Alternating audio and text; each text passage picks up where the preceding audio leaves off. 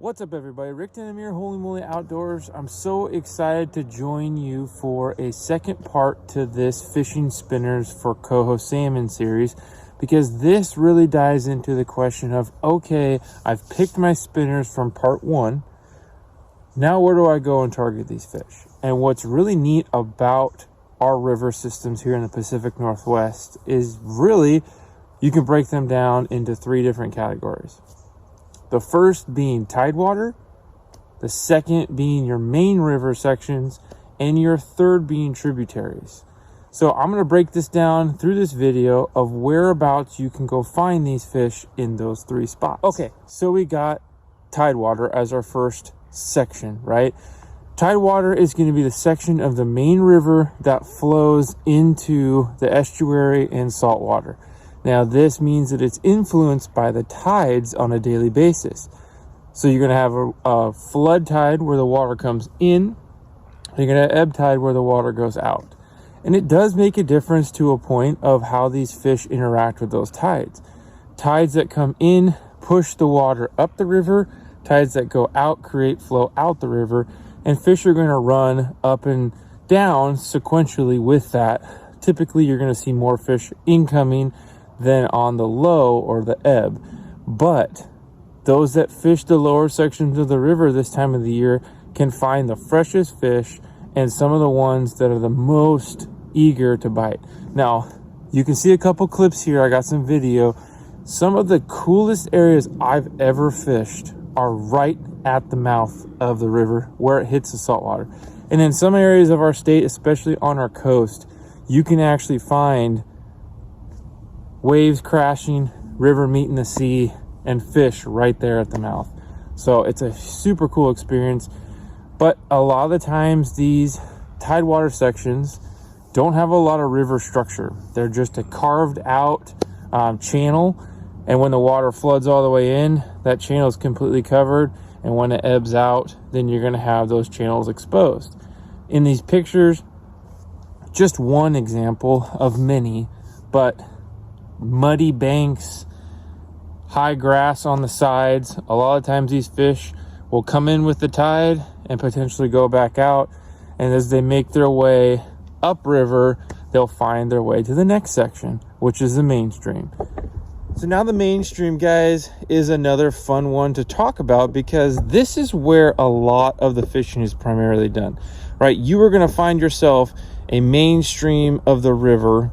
You're going to be finding your primarily pressure from boats, a lot of more bank access, because Tidewater, let's be honest, really doesn't provide a lot of opportunity for you to find areas to walk down. Like I said, mud, all those different things can get in the way.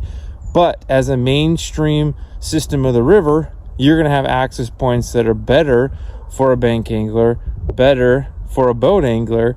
You're also going to have structure. And that is the big thing, I think, that starts to slow these fish down a little bit, change the topography of the river, how it winds its way through the system, creates pools, it creates eddies, it creates stages of where these fish can be sitting at for resting and as they make their way upriver. Now, this graphic here, I'll pull off the internet because it really shows how a river system is set up.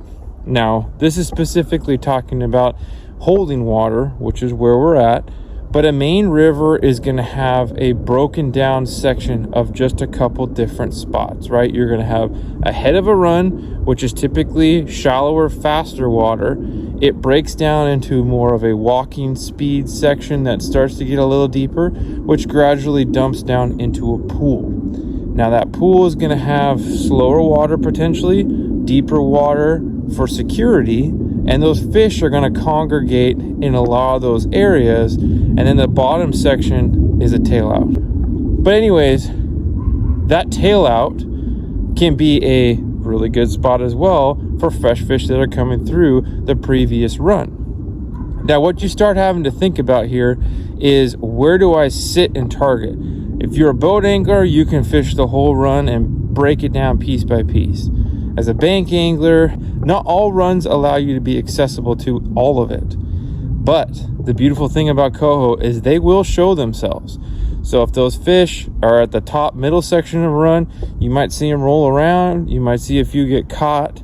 If they're in the frog water or slow water section, that is another area to focus on. So it really allows for you to pick apart the river and really have success as you move forward in targeting these. Now, I'm kind of brushing through this to a point because you can spend a lot of time on where Coho hold in every single type of water, because every river is different to a point, right? Rivers like mainstreams may have man-made structures. Example being a bridge. Maybe it's wing dams that are put in place for helping with bank erosion and other components where rock is put in place. Those structures are obviously man-made, but they are places where fish can hold and rest. They can use the breaks in the current to their advantage. Now, natural elements would be log jams or breaks in the river bay, the way that it bends. You might have a tight bend, right? Tight bend in the river, and on the inside seam of that is slow water. Those fish are going to navigate up the easiest path of resistance. So think about targeting Coho, as they are pretty lazy fish and they like sitting in water that's not going to stress them out to have to fight upriver. So think about that as water that's going to be walkable speed. You know, you're not going to do something too crazy too fast. I mean, for me, if I'm going to want to get to my destination, I'm not going to sprint there every time. I'm happy with a walk. So I kind of use that same analogy, but then think about it as you start progressing upriver. You go from Tidewater to the main river system. And there are honestly some areas in the main river that may be affected still by tides. But again, main river sections are going to hold more fish because of the structure in those sections. And as you start getting up, you're going to have feeders that come off that main river. That is our tributaries, and we'll talk about that. So tributaries, these are typically the further most sections of the rivers, your feeder arms, your areas where maybe the fish are going for their final destination.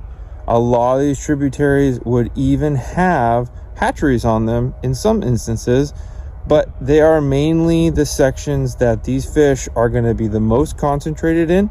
They're going to be the areas where these fish potentially get the most pressure too, so keep that in mind. But tributaries are worth mentioning because they are a great area to basically break down the main river section we talked about.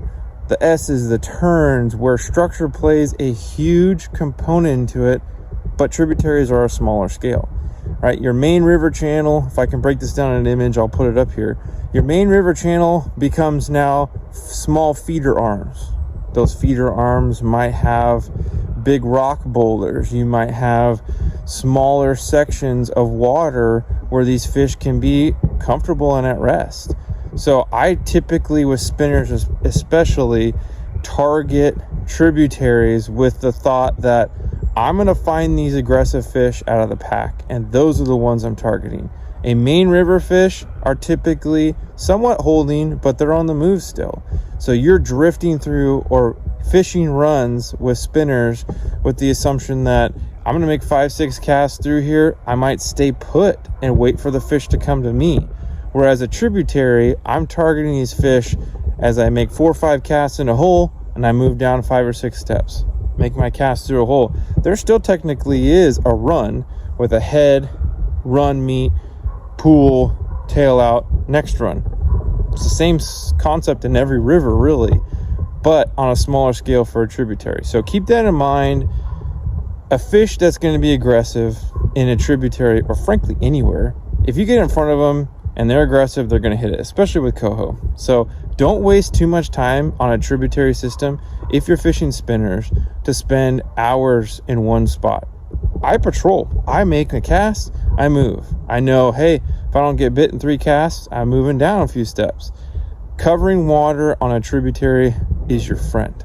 That is going to be where you can put yourself ahead of the rest, find fresher fish. Maybe it's less pressured fish, but you will be able to go through and find success by doing so. So guys, that's a simplified version of fishing spinners and where to find fish in a river system, between tidal, between a mid-river, and the tributaries on just a brief scale. Now again, as a bank angler, which I primarily am, you're limited to a point, right? You may not be able to fish too much tidewater. Main rivers are probably going to be more your focus, and as we get to this later part of the season, tributaries especially are going to be where you concentrate. So I hope that helps you guys.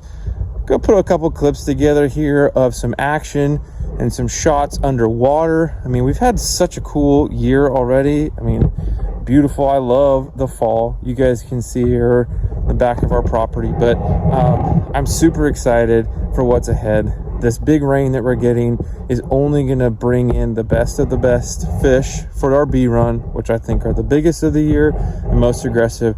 So you guys still have a ton of opportunity to get out, get those spinners, and go find some aggressive fish. So tight lines, thank you so much for staying with us. Catch you later. Fish on!